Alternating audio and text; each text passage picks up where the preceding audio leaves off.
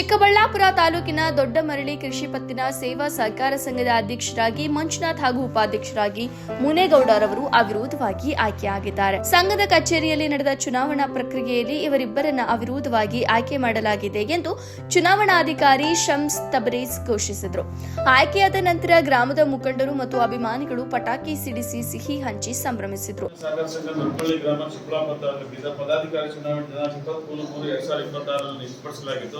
ಅಧ್ಯಕ್ಷ ಸ್ಥಾನಕ್ಕೆ ಎನ್ ಮಂಜುನಾಥ್ ನಾಮಪತ್ರ ಸಲ್ಲಿಸಿದ್ದು, ಉಪಾಧ್ಯಕ್ಷ ಸ್ಥಾನಕ್ಕೆ ಸಿ ಮುನೇಗೌಡ ನಾಮಪತ್ರ ಸಲ್ಲಿಸಿದ್ದಾರೆ. ನಿಗದಿತ ಅವಧಿಯಲ್ಲಿ 2 ನಾಮಪತ್ರ ಬಂದಿರುವುದರಿಂದ ಸಂಘದ ಮುಂದಿನ 5 ವರ್ಷಕ್ಕೆ ಅಧ್ಯಕ್ಷರಾಗಿ ಶ್ರೀ ಎನ್ ಮಂಜುನಾಥ್ ಅವರು ಅವಿರೋಧವಾಗಿ ಆಯ್ಕೆಯಾಗಿರುತ್ತಾರೆ ಎಂದು ಘೋಷಿಸಲಾಗುತ್ತದೆ. ಉಪಾಧ್ಯಕ್ಷ ಸ್ಥಾನಕ್ಕೆ 1 ನಾಮಪತ್ರ ಬಂದಿದ್ದ ಸಿ ಮುನೇಗೌಡ ಅವರು ಮುಂದಿನ 5 ವರ್ಷ ಅವಧಿಗೆ ಸಿ ಮುನೇಗೌಡ ಅವಿರೋಧವಾಗಿ ಉಪಾಧ್ಯಕ್ಷ ಆಗಿರ್ತಾರೆ ಎಂದು ಘೋಷಿಸಲಾಗುತ್ತದೆ. ನಂತರ ಮಾತನಾಡಿದ ನೂತನ ಅಧ್ಯಕ್ಷರಾದ ಮಂಜುನಾಥ್, ತಮ್ಮನ್ನ ಅಧ್ಯಕ್ಷರನ್ನಾಗಿ ಆಯ್ಕೆ ಮಾಡಲು ಸಹಕರಿಸಿದ ಸಂಘದ ಎಲ್ಲ ನಿರ್ದೇಶಕರಿಗೆ ಧನ್ಯವಾದಗಳನ್ನು ತಿಳಿಸಿದರು. ಕಳೆದ 20 ವರ್ಷಗಳಿಂದ ಸಂಘದಲ್ಲಿ ಚುನಾವಣೆ ನಡೆಯದೆ ಅವಿರೋಧ ಆಯ್ಕೆ ಸಂಪ್ರದಾಯ ಮುಂದುವರಿಯಲಿದ್ದು, ಹಿರಿಯರ ಸಲಹೆ ಸೂಚನೆಗಳನ್ನು ಪಡೆದು ನಿರ್ದೇಶಕರ ಸಹಕಾರದಿಂದ ಸಂಘವನ್ನ ಉನ್ನತ ಮಟ್ಟಕ್ಕೆ ತೆಗೆದುಕೊಂಡು ಹೋಗಲು ಪ್ರಾಮಾಣಿಕ ಪ್ರಯತ್ನ ಮಾಡಲಾಗುವುದು ಎಂದು ಹೇಳಿದರು. ಸೇವಕರ ಸಂಘ ಸುಮಾರು 20 ವರ್ಷಗಳಿಂದ ಯಾವುದೇ ಚುನಾವಣೆನೇ ಇಲ್ಲದೆ ಅವಿರೋಧವಾಗಿ ಆಯ್ಕೆ ಮಾಡಿಕೊಂಡು ಎಲ್ಲ ಹಿರಿಯರು ಎಲ್ಲ ಸೇರಿ ಮಾಡಿಕೊಂಡೇ ಬರ್ತಾರೆ. ಅದೇ ರೀತಿ ಈ ಬಾರಿನೂ ಅವಿರೋಧವಾಗಿ ಆಯ್ಕೆ ಮಾಡಿದ ನಮ್ಮ ಎಲ್ಲ ಪಕ್ಷದ ಮುಖಂಡರಿಗೂ ಎಲ್ಲರಿಗೂ ಧನ್ಯವಾದಗಳನ್ನು ಅರ್ಪಿಸ್ತಾ, ನಾನು ಮೊದಲನೇದಾಗಿ ಇಲ್ಲಿ ಆಯ್ಕೆ ಆಗಿರೋದ್ರಿಂದ ಅನುಭವದ ಕೊರತೆ ಇರುತ್ತೆ. ಅದಕ್ಕೆ ನಮ್ಮ ಹಿರಿಯರನ್ನ ಸಲಹೆಗಳು ತಗೊಂಡು ಇದನ್ನು ಇನ್ನೂ ಉನ್ನತ ಮಟ್ಟಕ್ಕೆ ಬೆಳೆಸ್ಕೊಂಡು ಹೋಗ್ಬೇಕನ್ನೋದು ನಮ್ಮ ಒಂದು ಆಸೆ ಇದೆ. ಅದಕ್ಕೆ ಎಲ್ಲರ ಸಹಕಾರ ಕೋರಿಕೊಂಡು ಒಳ್ಳೆ ರೀತಿಯಲ್ಲಿ ಈ ಸಂಘನ ತಗೊಂಡು ಹೋಗಬೇಕು ಎಲ್ಲರ ಜೊತೆ ಅಂತ ನಮ್ಮ ಒಂದು ಬಯಕೆ. ಇಷ್ಟನ್ನು ಹೇಳೋಕ್ಕೆ ನಾನು ಇಷ್ಟಪಡ್ತೀನಿ. ಸಂಘದಲ್ಲಿ ಸವಾಲು ಅಂದರೆ ಏನಿಲ್ಲ, ಈಗ ಗೊಬ್ಬರಗಳು ಮತ್ತೊಂದು ಎಲ್ಲ ಇದೆ, ಮತ್ತು ಲೋನುಗಳು ಕೊಡಬೇಕು.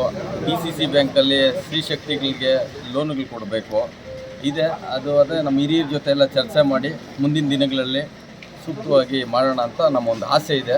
ಎಲ್ಲರ ಸಲಹೆ ಪಡ್ಕೊಂಡು ಮುಂದೆ ಹೋಗೋಣ ಅನ್ನೋ ಒಂದು ಆಸೆ ಇದೆ.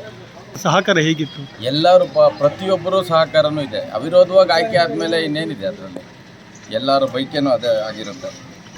ಎಲ್ಲರಿಗೂ ಧನ್ಯವಾದಗಳನ್ನ ಅರ್ಪಿಸ್ತೀನಿ. ಎಲ್ಲರೂ ಒಟ್ಟಿಗೆ ಜೊತೆಯಲ್ಲಿ ಸಂತೋಷವಾಗಿ ಕೆಲಸ ಮಾಡಿಕೊಂಡು ಪಕ್ಷಾತೀತವಾಗಿ ಹೋಗ್ಬೇಕು ಅನ್ನೋದು ನಮ್ಮ ಆಸೆ.